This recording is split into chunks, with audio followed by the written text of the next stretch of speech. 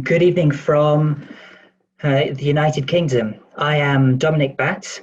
I am Rayner's Latin American Business Manager, and it is my pleasure to welcome each of you to today's Portuguese webinar titled Returning to Work with Premium IOLs.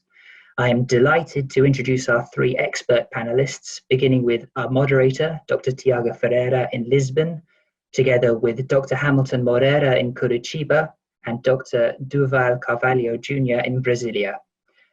The doctors will be discussing their experiences using Rayner's trifocal lenses and of returning to work during the coronavirus pandemic. Today's webinar should last approximately 1 hour, with presentations followed by a group discussion and a brief question and answer session. I encourage all of the viewers to ask questions in the text boxes provided, and any unanswered questions will be replied to after today. Finally, my gratitude to each of the presenters, to my colleagues for helping organize the webinar, and lastly, thanks to all of you joining online. That's all from me. Dr. Ferreira, if you would be so kind as to begin, thank you. Sure. Thank you, Dominic. Boa noite a todos, vamos passar a português. Queria começar por cumprimentar a audiência e os outros palestrantes e agradecer à Rainer a organização do webinar. Espero que seja interessante para todos. Eu vou começar por partilhar a minha experiência com as lentes trifocais da Rainer, primeiro com a Ray-Ban trifocal e depois com a Sulcoflex trifocal, e depois discutir um pouco como é que nós voltamos à prática clínica depois da era Covid ou durante ainda a era Covid aqui em Portugal. Começando pela experiência com a Ray-Ban trifocal, eu não vou entrar em detalhes sobre a lente, deixarei isso para o Dr. Hamilton fazer. Vou apenas partilhar dois artigos que nós publicamos. Neste primeiro estudo, comparamos a Ray-Ban trifocal com a Fine Vision Pod-F da Physiol. Foi um estudo prospectivo e randomizado com 2 grupos. E estes são os nossos resultados ao 3º mês. Eu queria aqui salientar que as acuidades visuais, como vemos aqui, tanto para longe, como para intermédio, como para perto, são muito boas, próximas dos 20/20 em ambos os grupos, e que não vimos diferenças estatisticamente significativas entre os 2 grupos. Quando comparamos as curvas de desfocagem, vimos aqui uma ligeira diferença. A Ray-Ban trifocal foi superior aqui para um nível de desfocagem de -3 e também aqui na visão intermédia, entre -1,5 e até ao infinito, embora estas diferenças não tenham sido estatisticamente significativas. Aqui temos a comparação dos fenómenos disfotópicos entre os 2 grupos, foram muito similares, não houve diferenças estatisticamente significativas em quase nenhum deles, exceto aqui na percepção da profundidade, e esta foi francamente melhor com a Ray-Ban trifocal, e portanto podemos depois discutir qual é a importância disto, nomeadamente na condução noturna destes pacientes. Este segundo trabalho está publicado já online, é do Journal of Cataract and Refractive Surgery, portanto será publicado em breve, e adicionou a esta comparação a PanOptix da Alcon. O estudo foi muito semelhante. Vemos aqui uma vez mais que as acuidades visuais são muito boas nos 3 grupos para as várias distâncias, e muito em linha com o que vimos no estudo anterior, vemos uma visão superior aqui na distância intermédia com a Ray-Ban trifocal, que tem uma curva de desfocagem que na minha experiência se aproxima muito da PanOptix da Alcon. Em termos de sensibilidade ao contraste, as 3 lentes foram comparáveis. Aqui não encontramos diferenças nem em condições fotópicas nem em condições mesópicas. E aqui é a comparação dos fenómenos de disfotópsias. Uma vez mais verificou-se a mesma diferença que no estudo anterior. Passando à Sulcoflex trifocal, eu queria só salientar algumas vantagens que podemos depois discutir. A primeira delas é ser uma plataforma com mais de 10 anos no mercado, que é segura, que permite um implante flexível, quer como procedimento primário, como um duet, quer como procedimento secundário, é extremamente fácil de implantar, é reversível e permite pequenos ajustes refrativos quando são necessários. A minha experiência com a lente é muito reduzida, é de apenas 2 doentes, como procedimento secundário nos 2 casos, mas de qualquer maneira vemos aqui que as acuidades visuais são muito semelhantes às que vemos com a Ray One trifocal para as diferentes distâncias e o resultado refrativo também é muito satisfatório. Finalmente, como é que voltamos aqui à prática clínica em Portugal, nesta era do Covid-19? Só para enquadrar um bocadinho isto, nós tivemos aqui em Portugal o estado de emergência declarado durante 45 dias, portanto tivemos um período de confinamento que durou 45 dias. Aqui parámos a nossa atividade clínica totalmente, só vimos emergências e instituímos algumas estratégias de telemedicina, nomeadamente consultas telefónicas e videoconsultas. Apenas fizemos cirurgias urgentes e, para terem uma ideia, tivemos uma redução superior a 99% em toda a nossa atividade clínica. Agora, quando voltamos à prática clínica, tentámos no hospital reduzir o contacto humano, portanto, reduzir a presença de acompanhantes, reduzir ao mínimo o número de empregados que estão a trabalhar ao mesmo tempo. Instituímos uma triagem dos doentes antes de entrarem no hospital, com desinfecção das mãos, um questionário de sintomas, uma medição de temperatura e uma máscara cirúrgica que é fornecida à entrada. E inicialmente começámos por ver os doentes por prioridades clínicas e divididos em intervalos de 30 minutos. Agora já retornámos à nossa prática habitual, mas inicialmente foi assim. Redesenhámos os espaços, obviamente, tanto as recepções como as nossas salas de espera para manter a distância social que estamos obrigados, e passámos a assegurar uma ventilação melhor dos gabinetes, portanto atualmente fazemos a nossa consulta com a porta do gabinete aberta, asseguramos a desinfecção dos gabinetes e de todos os equipamentos depois de cada doente e usamos obviamente equipamentos de proteção, quer individual, quer nas lâmpadas de fenda. Rapidamente percebemos que a cirurgia de catarata ia voltar mais lentamente do que a cirurgia refrativa, talvez porque os pacientes sejam mais velhos e tenham algum medo, e aqui consideramos a prioridade dos doentes em termos de ordem cronológica, de qualidade de vida, idade e algumas prioridades oculares. Inicialmente vimos uma redução de 80% na nossa prática cirúrgica, atualmente estamos com uma redução de cerca de 50% na prática cirúrgica e a prática de consulta mantém-se praticamente igual. O que é que fizemos de diferente? Tentámos fazer toda a avaliação pré-operatória numa única visita, evitar deslocações ao hospital. Avaliamos os doentes com um questionário telefónico no dia antes da cirurgia.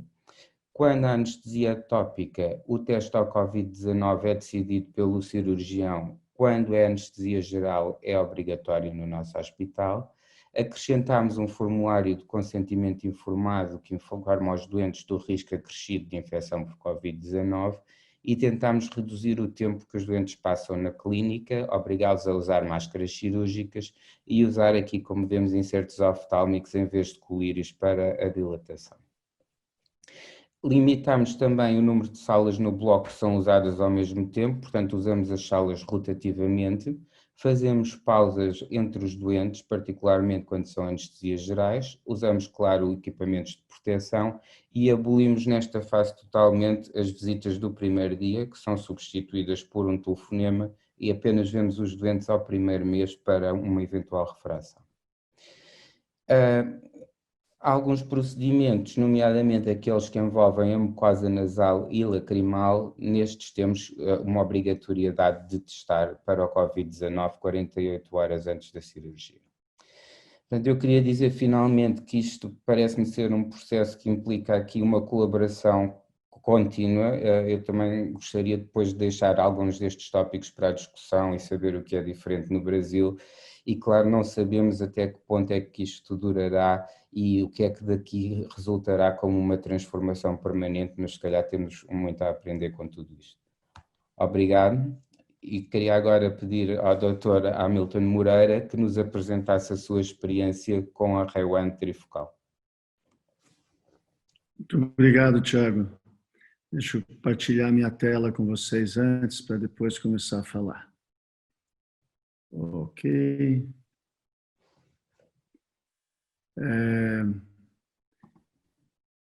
Deixa eu tirar essa. Muito bem. Bom, meus agradecimentos a todos, agradecimento à ADAPT, a Rainer, Thiago, a você por coordenar. Eu sou Hamilton Moreira, venho de Curitiba, é uma cidade no sul do Brasil, e coordeno uma empresa de médicos chamada Médicos de Olhos S.A. Nós temos normalmente, antes do Covid, tínhamos por volta de 18 a 20 mil atendimentos ao mês, e agora com o Covid nós estamos descobrindo novas maneiras de tentar atrair pacientes. Máscara e óculos não combinam. Como não posso tirar a máscara, quero ver se é muito caro me livrar definitivamente dos óculos. Acesse o QR Code ou ligue Médicos de Olhos S.A. Então, como vocês viram, o Covid também não deixa de ser uma oportunidade que nós devemos, então, tentar descobrir nichos no mercado para tentar sobreviver. Assim como o Dr. Thiago, nós também estamos com 50% de movimento hoje em dia, pouco mais de 50%. Fechamos em julho com 11 mil consultas, das 18 mil que estávamos acostumados, então 35% a 40% de redução, mas a folha de pagamento é a mesma, as dívidas são as mesmas, são todas 100%. Então, nós temos que descobrir nichos no mercado. Então, eu gostaria de contribuir com isso que nós trouxemos, que foi uma propaganda que estamos veiculando em Curitiba para tentar atrair, porque realmente quem tem presbiopia, precisa usar óculos e usa máscara, sabe como é difícil trabalhar com os dois e, portanto, é um público novo que nós temos aí, mas eles são muito sensíveis hoje à qualidade. E, portanto, aí também entra a nossa palestra sobre as lentes multifocais. Quando eu penso em lentes multifocais, eu penso sempre que todas são muito iguais. Se elas são muito iguais, por que eu devo escolher a Haiwan trifocal? Por que eu escolho um carro? Por que eu escolho uma clínica? Porque essa clínica, esse carro, essa lente tem que ter diferenciais que me atraem. Tem que ser diferente, tem que ter algo que as outras não têm, ou tem que ter alguma coisa melhor do que as outras. E é basicamente aí que eu vou tentar falar com vocês os próximos 10 minutos de algo que são 6 itens que me atraem na lente Haiwan trifocal. Nós temos cerca de 24 mil lentes implantadas na plataforma Rainer e Haiwan. Lógico, nós temos a plataforma trifocal desde setembro de 2018, setembro, outubro de 2018, então essas 24 mil não são nesse último ano, entendam bem. Ou seja, nossa história é de 24 mil lentes monofocais e bifocais e trifocais, mas a plataforma é algo que me atrai demais. E nós vamos falar um pouco sobre isso. Não estou querendo invadir o que o Durvalzinho vai falar depois, que ele vai falar sobre esse injetor, mas não posso deixar de dizer que é o primeiro diferencial. Esse é um injetor extremamente simples, altamente confiável e sempre igual. Você usa e usa e usa um igual ao outro, igual ao outro, igual ao outro, igual ao outro, e você fica tão familiarizado que você até sabe se está tudo correndo muito bem pela sensibilidade no êmbolo. O êmbolo ele desliza muito facilmente, empurrando essa lente para dentro do olho com grande facilidade, além de ser uma incisão muito pequena. Aqui ele basicamente entra por qualquer tipo de incisão, e eu utilizo bastante o Fento II, e, portanto, é ainda mais importante porque eu não gosto de fazer hidratação lateral.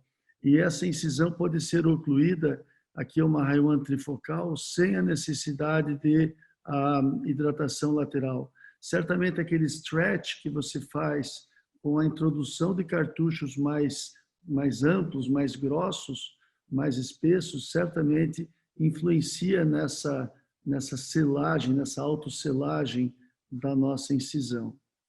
O segundo diferencial é a plataforma da lente intraocular. Essa lente intraocular, ela já é super conhecida nossa e ela tem uma estabilidade muito grande dentro do saco. Ela permite esse tipo de manobra que vocês estão vendo. Então, nós estamos por trás da lente fazendo a aspiração do viscoelástico, trazendo realmente de forma bastante forte a lente para frente, e você veja como ela se mantém estável dentro do saco capsular e ela realmente, com as suas alças, ela vai para uma posição adequada, tem o tamanho da alça, a alça também é bastante adequado para a gente e é muito estável essa plataforma.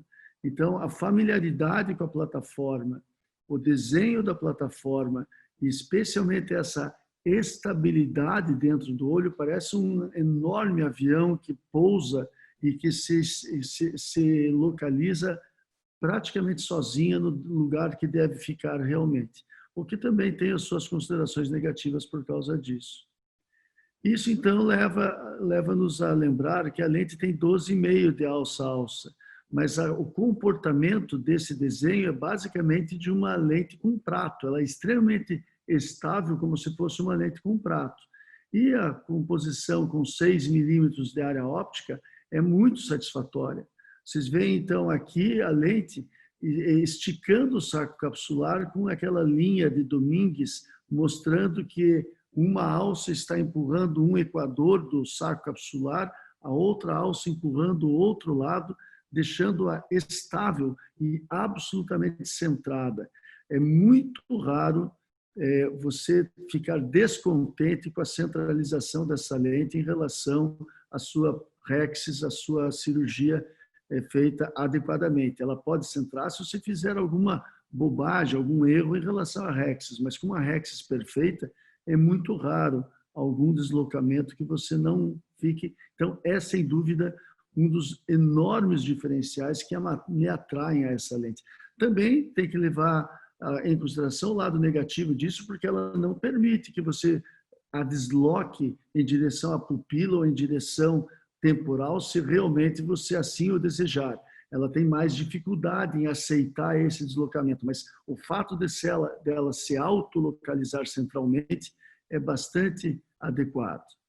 Aqui, então, nós vemos um paciente no final da cirurgia com a pupila levemente irregular, onde embaixo ele está mais dilatado do que em cima, e utilizando, então, um sistema óptico de centralização da lente, nós conseguimos ver os anéis absolutamente centrados no sistema óptico, sem dificuldade nenhuma, e essa é uma fotografia que a própria Rainer me cedeu, mostrando também uma centralização muito adequada dessa lente. O quarto ponto diferencial que me atrai a essa lente é a entrega de visão para perto.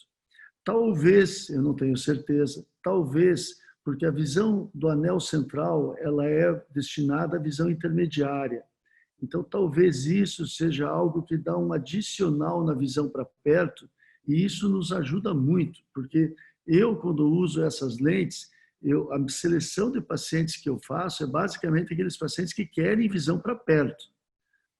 Os meus pacientes, quando eles resolvem fazer uma lente dessas, eles têm que, normalmente, aqui no Brasil, o convênio não paga essas lentes, então eles têm que realmente tirar dinheiro do próprio bolso.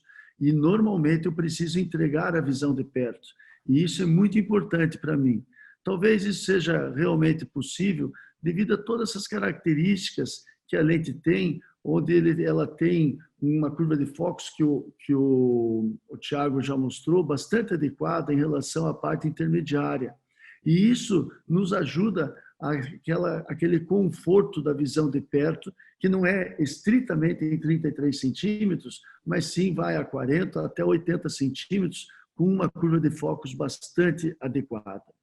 E é claro que a perda de luz para perto também é significativa, e é menor essa perda de luz quando comparado com os outros concorrentes. Apesar de ser pouca diferença, existe essa pequena diferença a favor da Haiwan trifocal. O quinto ponto, como eu falei, são 6 pontos, estou chegando ao final da minha exposição. O quinto ponto é que é difícil ter certeza. Empiricamente, é algo de sentimento de um cirurgião e não evidências científicas, mas os efeitos colaterais ópticos dessa lente parecem menores do que comparado com a concorrência. Talvez isso se dê devido a essa característica difrativa patenteada, esse desenho difrativo que a Rainer conseguiu fazer para esse tipo de lente. Como vocês sabem, essa lente tem esse design difrativo o patenteado, onde são 16 anéis que fazem, então, a parte difrativa, e a ordem de difração é -1, 0 e +1, o que é diferente das outras lentes. Talvez, é difícil compreender, eu já conversei com vários engenheiros, mas talvez esta combinação e o anel central intermediário seja a razão para menores efeitos ópticos indesejáveis e, ao mesmo tempo, ter a visão de perto que a gente quer. Eu quero uma lente dessas para entregar a visão de perto, de leitura sem óculos. E, portanto, eu prefiro as lentes trifocais a qualquer outro tipo de lente nesse momento. O sexto e último é quando nós comparamos com os outros concorrentes. Então, eu teria que repetir tudo o que eu falei até agora, porque são os diferenciais, mas chamando a atenção, nós temos ainda a taxa de AG laser, que é bastante adequada quando nós comparamos, especialmente uma lente, como eu falei, uma lente que se situa, que ela se localiza centralmente, como se fosse uma lente em prato, ela tem que ser comparada com esse tipo de lente em relação ao IAG laser, onde a taxa é bem melhor, bem menor e é excelente em relação ao IAG laser. A aberração ser neutra pode também ajudar em pequenos deslocamentos, pode ser que seja um diferencial interessante. Certamente, o fato do cartucho ser introduzido por incisões bem menores e não fazer o stretch é um outro diferencial. A parte difrativa que eu já falei em relação ao design que é patenteado, os 16 anéis também mencionei, e certamente a plataforma que nós temos bastante familiaridade e gostamos muito dessa plataforma. Então, com a experiência que nós temos, o que a gente pode concluir dessa exposição? Que o injetor é fácil e confiável, que a plataforma é conhecida e bastante tranquila de ser usada, a centralização é tremenda, é um dos aspectos que mais diferenciam essa lente. Sem ser uma lente prato, essa centralização é muito adequada. A entrega de visão para perto é soberba, poucos efeitos colaterais e a comparação com a concorrência, como eu falei, não deixa de desejar. Era isso que eu queria trazer para a nossa discussão. Perdão, não era para ter tirado esse som. Me perdoe se ficou esse som no final, sempre tem algo que escapa ao nosso controle, mas era isso que eu queria trazer. Mais uma vez, meus agradecimentos, e claro que a gente vai ficar para uma discussão logo depois com o Tiago coordenando a mesa. Obrigado, pessoal. Obrigado, Dr. Hamilton. Vou pedir então ao Dr. Carvalho que nos apresente a sua experiência com o sistema pré-carregado da Ray One e com a Ray One trifocal tórica. Bom, primeiramente, boa noite e fico honrado de compartilhar esse evento com duas brilhantes apresentações. Muito bom. Nós vamos falar sobre a Ray One trifocal tórica. Meus agradecimentos às minhas fellows Caroline e Lara, que me ajudaram muito. Então, a primeira prevalência do astigmatismo. A gente começou a indicar bastante Ray One trifocal e essas palavras do Hamilton foram muito bem colocadas, do Tiago também. É impressionante essa lente, a Ray One trifocal, quando ela surgiu, uma nova proposta e muito eficiente. Eu acho que assim, um grande diferencial dela, ela é muito boa na visão intermediária, né? Mas a gente ficava um pouco restrito na hora de indicar, porque não tinha aí as lentes tóricas. E aí, quando veio aí a mais nova integrante da família, né, que é a Ray One trifocal tórica, aí sim a gente começou a usar mais, porque a incidência de astigmatismo é muito alta. Basicamente, enquanto a parte da trifocalidade dela é exatamente igual a da Ray One trifocal, então foi muito bem falado aqui, são as mesmas características de materiais, de tamanho da plataforma, né, da aberração esférica neutra, também não dá glistening, e um dos fatores principais que eu acho que é o número AB alto. O número AB ele significa que há uma melhor transparência, uma qualidade de visão muito boa, né? Aqui também já foi falado dos focos, dos 3 focos, que eu considero uma das melhores combinações que tem. E esse desenho de perfil que o Hamilton falou, eu andei estudando também esse desenho, viu, Hamilton? E o que faz, talvez, eu acho que realmente eu concordo com você, de repente diminuir um pouco mais os halos, que na verdade tem 2 andares aqui de prisma, um mais alto e outro mais baixo. Isso divide a questão dos halos e talvez isso melhore aí essas queixas, eu tenho observado isso também.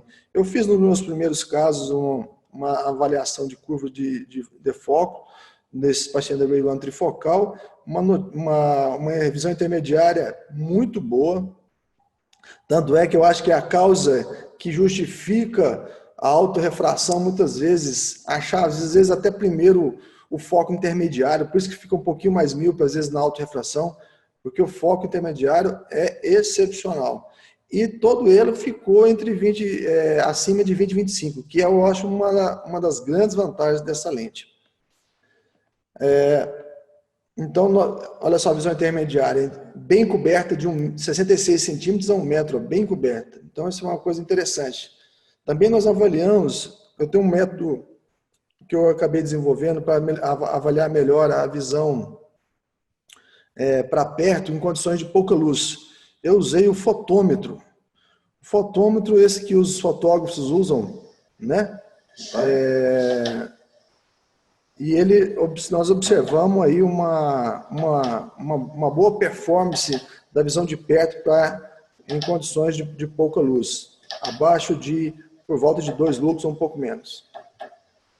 E isso é devido, graças a distribuição da luz quando a pupila é um pouco maior, então ela garante ainda um pouquinho da visão de perto. A áptica também, e eu queria chamar a atenção da áptica por conta que tem a ver com o nosso tema aqui, muitas poucas pessoas dão atenção à espessura da áptica, da alça. Eu acredito que um dos fatores que faz a lente não girar é a espessura da alça. E essa plataforma da Ray 1, eu considero uma das melhores espessuras, a maior espessura que tem da alça. Eu acho que talvez isso que faça ela também ajudar ela não girar no saco capsular, né? Então, além dela ser complacente, ela faz girar.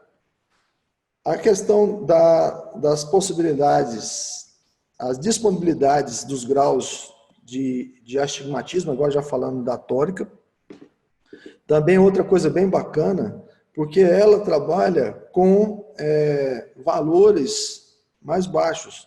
Nós temos a 0,75, né, que trata até meio grau. Então, isso é uma coisa nova no mercado, né? Até então, as demais eram maiores que isso, quer dizer, eles são preocupados até com microastigmatismo, vamos dizer assim, né? E corrige até 3 graus de astigmatismo. Isso é muito bom, é uma coisa que, né, fortalece bastante as nossas indicações nos extremos. Isso é muito bacana. E agora falando do injetor da Ray 1, muito bem colocado o Dr. Hamilton lá, esse injetor realmente ele tem várias propriedades positivas. Ele consegue penetrar na incisão sem machucar, sem esgarçar ali as paredes da incisão. Então, eu trabalho com incisões 2.2, não tenho dificuldade de injetar a lente, de introduzir o injetor na incisão, né? E uma outra grande vantagem é que ele é preloaded, totalmente preloaded. Então, você não tem contato, a grande vantagem é não ter contato da lente com a superfície do olho, né? Mas uma grande observação que alguns colegas estavam observando, eu também cheguei a observar, é que em alguns raros casos, a lente saiu com uma velocidade um pouquinho maior, geralmente no meio da injeção.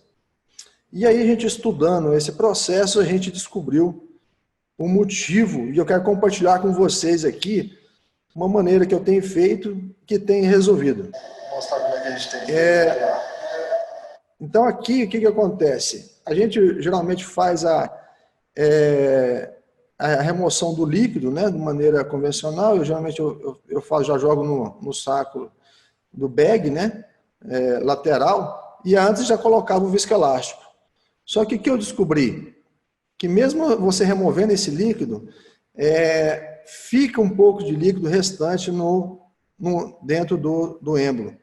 Então, o que eu faço? Eu faço um movimento, dá uma chacoalhada, não sei como é que é em Portugal que fala isso, mas... É o mesmo. Dá uma chacoalhada e tira o restante do líquido ali do injetor. De tal maneira que ele fica totalmente seco dentro do êmbolo. E isso o que ajuda? Porque antes a gente estava injetando o viscoelástico, no caso lá, a gente usa muito metilcelulose aqui também. A metilcelulose, ela ficava entremeada com essas ilhas de líquido. Então, quando você ia injetar,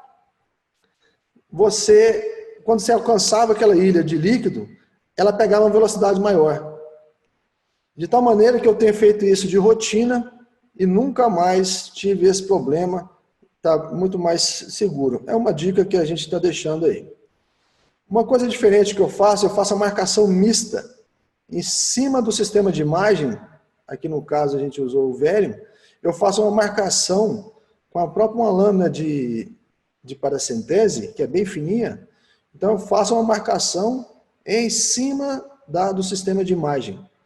Isso me assegura, se caso, por exemplo, eu estiver posicionando a lente com a câmara anterior irrigada, então eu evito de ter uma perca da imagem e momentaneamente e fazer uma falsa ideia do eixo correto.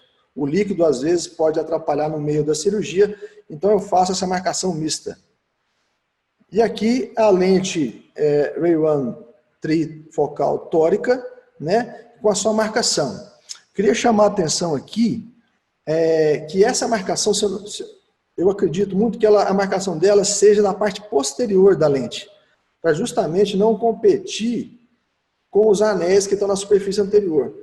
Então, muitas vezes você pode ter dificuldade de achar a marcação, mas é só você aprofundar o foco que você acha essa marcação da tórica. Eu já fiz em casos com essa dica, eu não tenho tido mais dificuldade em achar essa marcação, até mesmo em casos de pupila pequena, que às vezes acontece. Então, aqui o nosso implante dessa lente, aqui a gente preenche o injetor. É um injetor muito tranquilo. Aqui você tem que esperar fazer uns 3 cliques, né? Que é sinal que ela está bem apertada, você aperta dos outros lados, e é muito fácil a projeção dela. E aí, de tal maneira que a gente injeta, eu gosto de manter um Lester, um rodador de lente na outra mão, porque quando eu faço boca a boca, às vezes eu gosto de ter o Lester para já jogar direto. Veja que eu faço boca a boca, mas eu posso penetrar mais se eu quiser. É porque eu gosto de preservar a incisão. E aí está a lente, é uma lente que centraliza muito bem, igual o Hamilton falou. É uma lente que tem um anel central interessante, que geralmente o eixo visual coincide com esse anel central. É realmente uma lente que me atrai muito. Então, eu queria compartilhar com vocês esse caso aqui, um caso que na refração, apesar da refração estar com pouco astigmatismo, 0,25, mas no Galilei, né, no tomógrafo Galilei, deu 1,13 a 40, e no biômetro óptico deu 0,92 a 41, menos 0,92 a 41. Apesar de amplitudes um pouco diferentes, né, o eixo coincidiu, e esses aqui são os exames desse paciente, né? Observem que, apesar do grau baixo, mas ele tem um comprimento axial alto, que é 25,2.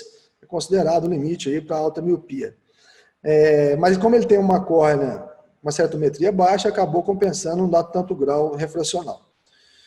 A gente usa a central, para entrar na calculadora da Rainer, eu costumo entrar pela central de calculadoras, uma coisa bem bacana, porque lá você tem outros atrativos também, constantes de lentes, tem tudo na central da Braskas, né?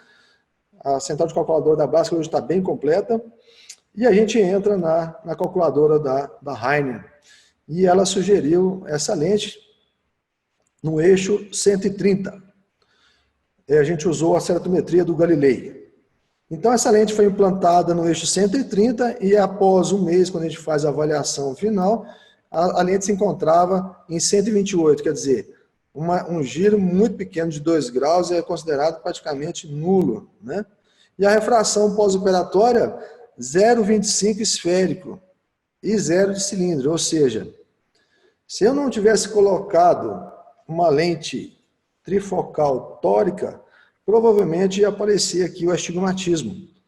Então, esses casos são mais difíceis porque a refração não está acusando um astigmatismo, mas os exames acusam. Então, você tem que confiar em alguém e, no caso, a gente confiou certo, confiou nos exames. E aqui, para finalizar, né, eu queria compartilhar com vocês um caso de alta miopia. Não é trifocal, porque era um caso muito míope, né? A lente dele era negativa. Então, a gente colocou uma lente monofocal no saco. No caso, a gente escolheu uma lente de 3 peças, para se caso no futuro precisar de alguma coisa, ela vai estar lá. E a gente optou por uma lente monofocal no saco, mas esse paciente tinha um astigmatismo, né? Esse paciente tinha um astigmatismo. E o que fazer? Então, a gente optou por uma lente Sucoflex tórica. Não é trifocal, é só tórica. E aí, no caso, o que aconteceu? Essas lentes costumam girar muito com pacientes olhos alto-míopes. Nós fizemos algo diferente, que foi o seu implante no saco capsular. A gente fez um piggyback. Então, a grande dica aqui duas grandes dicas, é você já mirar no saco para essa lente desdobrar já dentro do saco, para ela fazer já o piggyback, para você não ter que se esforçar depois para colocar no saco. Então, ela já foi direto no saco. E está lá as duas lentes, né? As duas lentes e as duas marquinhas coincidindo. Uma dica é que você não tem como girar anti-horário. Você tem que girar sempre no sentido horário, porque ela está competindo com a outra lente. E por último, agora, para finalizar, sempre me pedem para passar esse vídeo, aqui o nascimento da Sucoflex intraocular via endoscópio. Havia uma grande curiosidade como a lente Sucoflex se comportaria dentro do olho, né, no sulco ciliar. Então, esse aqui é o momento que ela vai sendo introduzida. A endoscopia foi justamente para a gente checar como é que ela fica lá dentro, como é que ela se comporta, né? Como é que ela se comporta. Então, vou passar aqui um pouquinho para frente. A gente vai girando ela. Então, aqui, a lente. Essa lente estava no saco, né? E agora nós vamos mostrar a imagem aqui da Sucoflex por endoscopia, né? Como é que ela se comporta lá no sulco. Então, por que ela é própria? Porque ela é fina. Então, ela tem espessura ideal, igual vocês estão observando aqui, ó.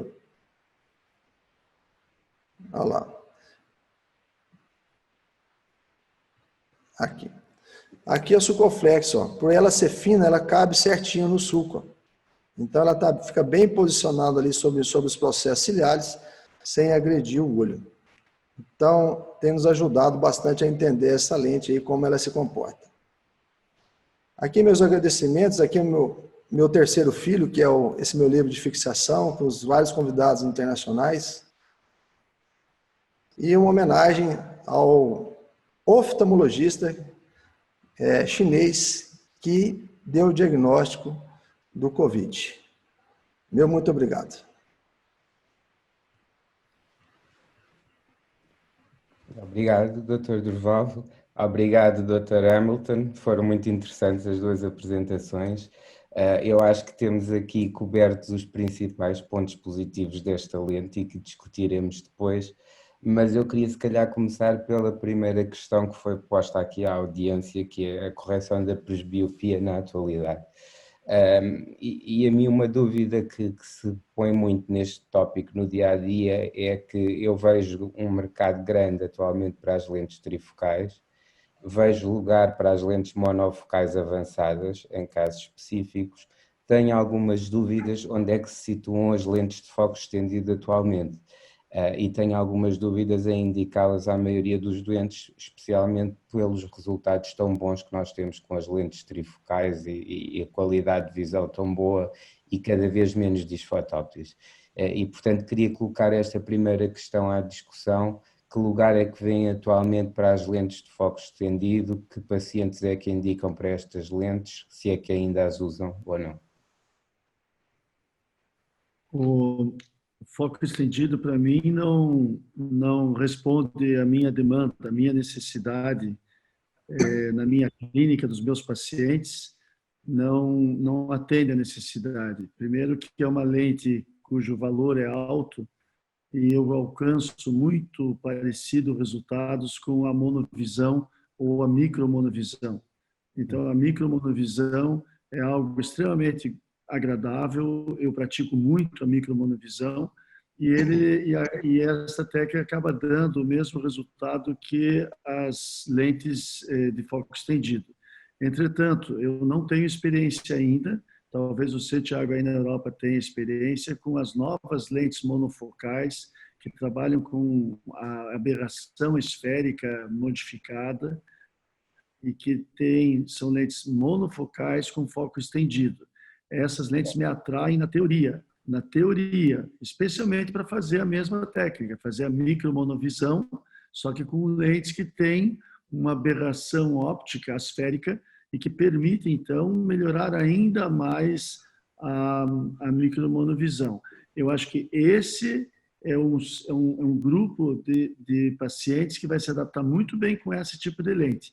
Mas quando eles precisam da lente para perto, aquela senhora hipermétrope de 70 anos que quer ficar sem os óculos para perto, esse paciente eu vou para trifocal sem sombra de dúvidas. Não tenho mais colocado bifocal. Já faz um bom tempo bifocal, não ponho mais. Bom, a foco estendido, eu concordo com a Hamilton aí. O foco estendido, o que acontece? Ela é interessante para a visão intermediária, mas o paciente, quando vai para uma lente premium, o paciente, ele muitas vezes não sabe exprimir exatamente o que ele está querendo, mas eles querem, na verdade, ler de perto, que seja 40, 30, eles querem enxergar de perto. O que acontece com as lentes de EDOF, né, que é de foco estendido, é que alguns casos mais privilegiados, por algum motivo, eles acabam enxergando para perto, mas outros não. E a gente não pode, na minha concepção, trabalhar na incerteza quando você vai propor algo para um paciente. E o paciente quer enxergar de perto, ele quer ler. Então, acho um pouco arriscado alguns colegas colocar o EDOF e pensando que o paciente vai ler para perto. Então, eu acho isso arriscado.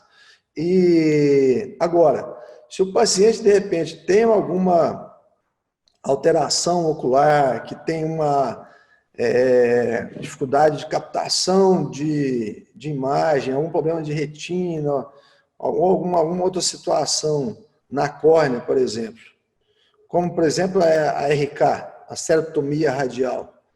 Eu tenho indicado as EDOFs para a cerotomia radial. Por quê? Porque a córnea já está um pouco multifocal, o foco estendido ela complementa aquilo lá. Então, se você muda um pouquinho, faz a micro mono que o Dr. Hamilton falou, Então, você consegue complementar e oferecer algo bacana para o paciente. Agora, no paciente que tem uma córnea normal e tudo, eu acho que você pode se comprometer e não resolver. As novas opções que estão vindo agora, elas vão vir no mesmo grupo, eu acho, né? Essas da monofocais estendida. Elas vão entrar entre a monofocal e a EDOF, quer dizer, elas vão estar ali meio no meio do caminho ali, né?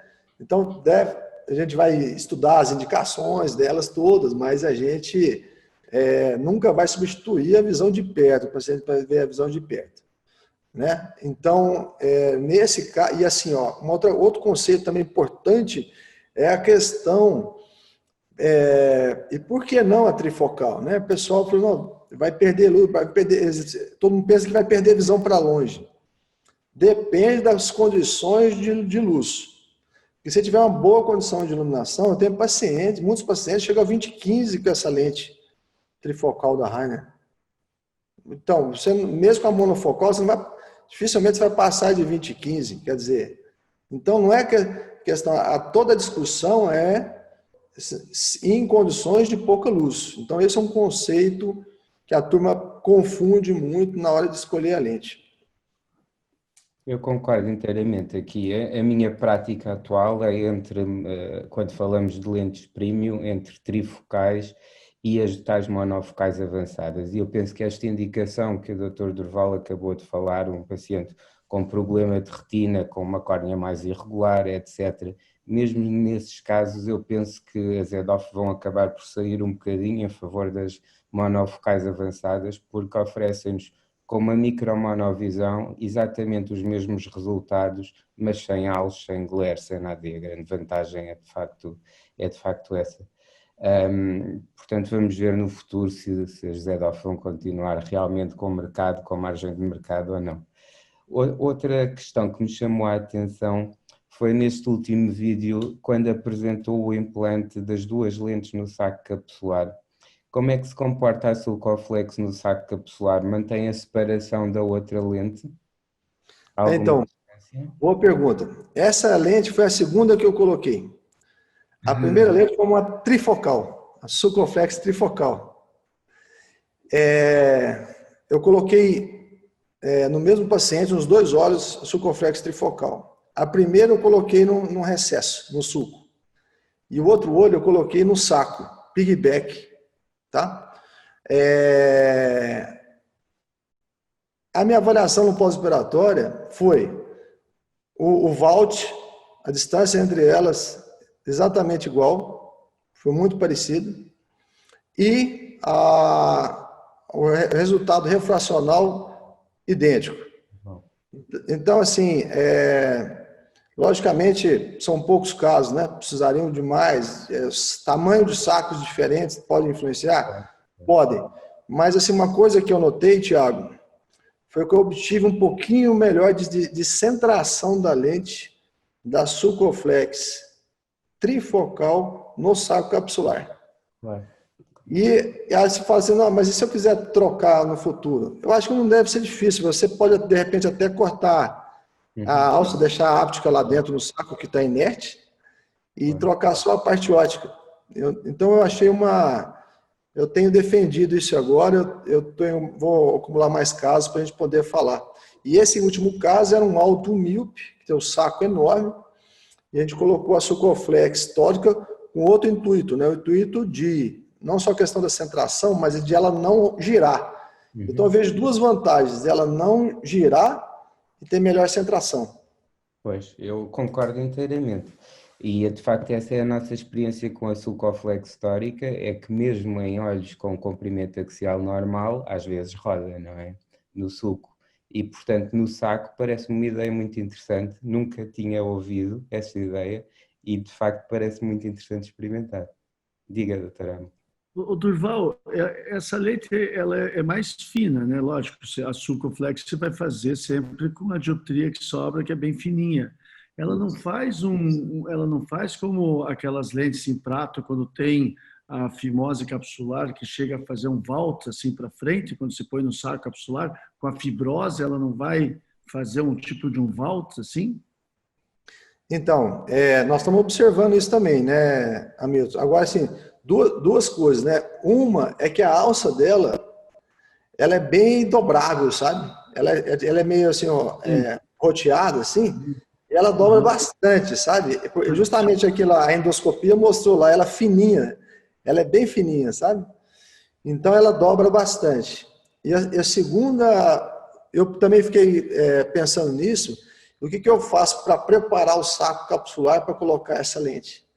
Eu faço um polimento exaustivo, eu chamo de 360 graus plus, que a gente geralmente a gente faz o polimento da cápsula anterior, só o que a gente está vendo pelo microscópio, até a borda pupilar e tudo. Aí, por conta da endoscopia, eu comecei a perceber que a coisa vem mais embaixo, mais lá no fundo. Então, hoje eu faço um polimento até o equador do saco capsular. E aí eu aí comecei a fazer 180, gostei, estou fazendo agora 360. E para isso... Você faz com aspirador ou você usa aquele do Claros, aquele polisher do Claros, aquele... Tem vários no mercado. Qual que você usa? É o polisher. Ele tem é uma empresa, na Ascas, tinha uma empresa, eu não lembro se era Eagle, eu vou ficar devendo é o nome dela. Mas eu fui um ano lá, já tinha acabado. No outro ano eu cheguei lá, tinha acabado, e no terceiro ano foi a primeira coisa que eu fiz. Que antes eu ia na loja da Apple, primeira coisa, né? Dessa vez foi a primeira vez que eu fui lá na loja, eu consegui comprar esse polidor. Qual que é a vantagem dele sobre o IA separada? É que você não destrói a sua paracentese, que eu gosto de fazer uma paracentese pequena para não ter vazão. Então, 0,9 eu consigo, pelo fento também, eu consigo já introduzir ela e eu faço ali debaixo da incisão, completando os 360. Eu também gosto de fazer isso, que eu devo confessar. Outro tema que me interessa particularmente é o astigmatismo. Eu, na minha prática, habitualmente, quando ponho uma lente multifocal, penso numa tórica acima de astigmatismos corneanos de 0,75. E faço esta medição com vários aparelhos, comparo os resultados, às vezes tenho dúvidas, às vezes são diferentes. Gostaria de saber um bocadinho qual é o limite mínimo de astigmatismo que cada um de vós usa para implantar uma multifocal tórica e se fazem esta comparação com vários aparelhos e qual é o vosso preferido quando fazem a escolha final. Durval, vai você antes, que você que falou da tórica. Então, falou da tórica. Isso. Eu também eu vou com você, Thiago. O meu limite é 0,75, né? Eu tenho feito uma incisão bem neutra, eu faço um pouco mais limbar, até às vezes eu tenho que rebater até a conjuntiva, eu chamo ela, eu tenho feito, chama transconjuntival, o nome correto dessa incisão. Ela é bem neutra, eu tenho tido melhores previsões com ela. Antigamente eu me esforçava para fazer aquelas limbares e tudo, mas depois que veio as lentes tóricas de baixo grau, né, para correção de 0,75 e tudo, aí eu tenho preferido uma incisão neutra e trabalho com essas lentes tóricas. Exato. Porque uma das grandes dificuldades é essa, é a previsibilidade do astigmatismo que induzimos com a incisão, não é? Atualmente em astigmatismos tão baixos é uma das grandes dificuldades que nós temos em prever. Não é? Portanto, eu concordo que uma incisão pequena, temporal, mais límbica, aqui é muito importante. O astigmatismo é algo tão atraente, tão complexo, que a gente poderia falar aqui umas 2 horas, né? Mas eu só para contribuir em relação ao que está sendo discutido, quando o astigmatismo é abaixo de 0,8, eu uso muito o fento segundo, então eu faço arqueadas. Também por causa da parte financeira, eu tenho que confessar que também é por causa da financeira. Então, quando o astigmatismo é de 0,75 ou menos, já calculando o astigmatismo induzido pelo cirurgião, então eu faço arqueadas. Quando chega em 1 dioptria ou mais, eu aí já lanço mão da tórica.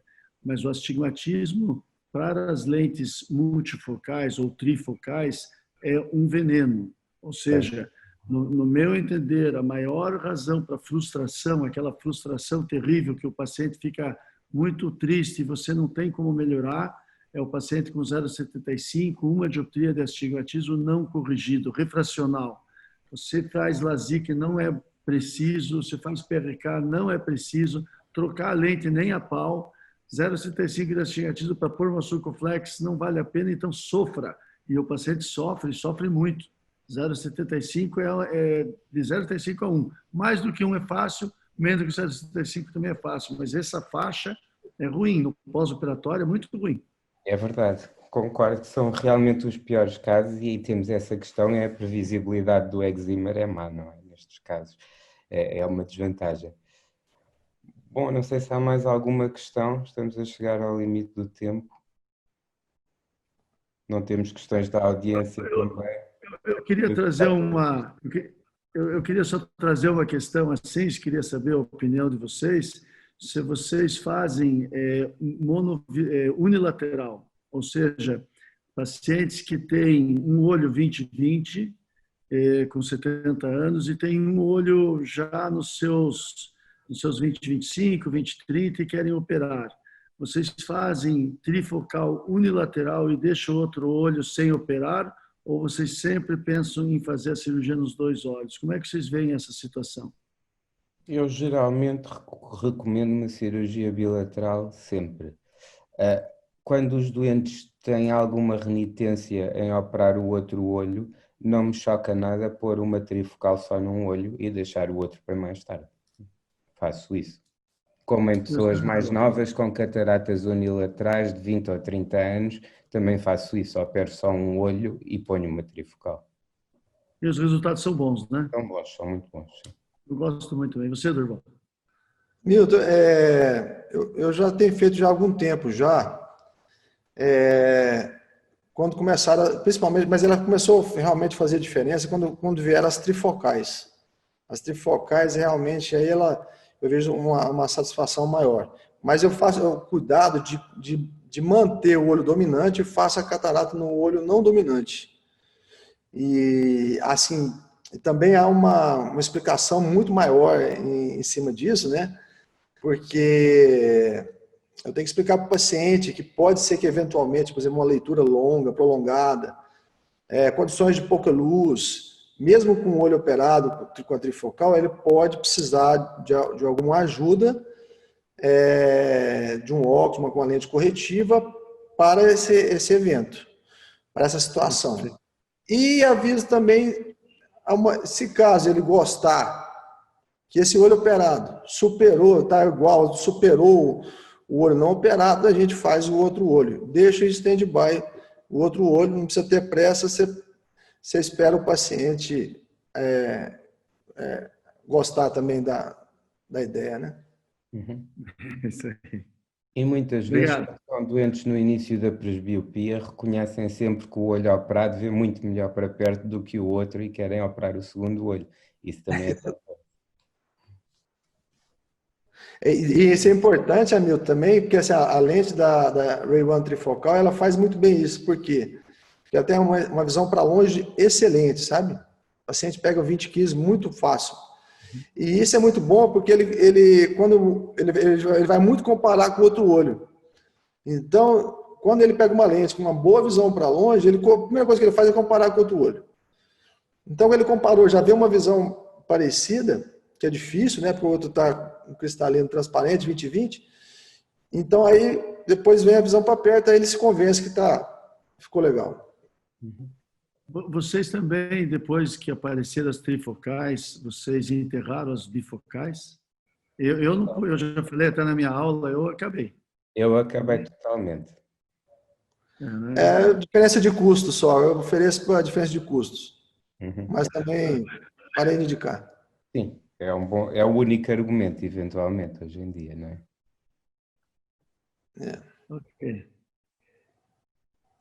E pronto, se não temos mais questões, eu penso que foi muito interessante, espero que tenham gostado, que a audiência também tenha gostado deste webinar e tenha aproveitado a nossa discussão, e foi um prazer ter aqui estes dois palestrantes, acho que as apresentações foram excelentes e espero encontrá-los em breve novamente e no outro evento da Raina. Muito obrigado aos dois. Obrigado, Tiago. Espero você vir aqui em Brasil nos visitar. Tem que trazer um vinho, um pastel de Belém e um quindim também, que eu gosto Sem muito. falta, exatamente. Muito obrigado. E boa Eu sorte. espero. É pro Benfica, não é isso? Benfica? É para o Benfica e para o Porto. Obrigado. Abraço, Milton. Foi bom demais estar com você aí. Obrigado, Durval. Bom demais falar com você. Você sempre ensina muito, eu aprendo muito com vocês. Tiago também, um grande prazer. Espero a próxima vez poder abraçá-los pessoalmente. Sim. Isso está fazendo muita falta, encontrar as pessoas, os amigos como vocês. Agradeço ao Dominique, que está aqui quietinho no canto, o pessoal da DAPT também, o Magrão, o Marcelo, enfim. Eu sinto muita falta de estar junto com vocês. Espero em breve poder superar a máscara. Então está horrível, detesto esse negócio, mas paciência, né? Vou ter que usar ainda um bom tempo é necessário. Então sintam-se abraçados digitalmente. Muito obrigado. Um abraço. Adeus. Obrigado. Boa noite, obrigado a todos.